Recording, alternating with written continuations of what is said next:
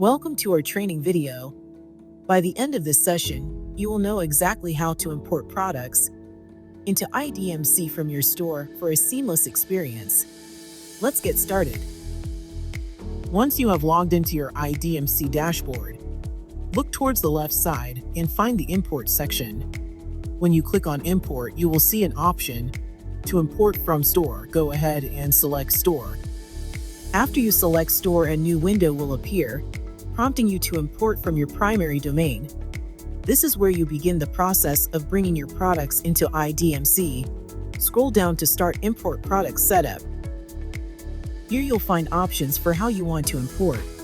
You can select all products at once if you want to import everything, or you can choose your desired products for a more targeted import. Once you've made your selection, navigate to Import All or Import Selected based on your choice. Now select Proceed to Import. This will start the importing process, and you'll see a message confirming that your products have been successfully imported. Take a moment to view your products to confirm that everything has been imported successfully. If you see your products listed, congratulations, you've successfully imported products into IDMC from your store.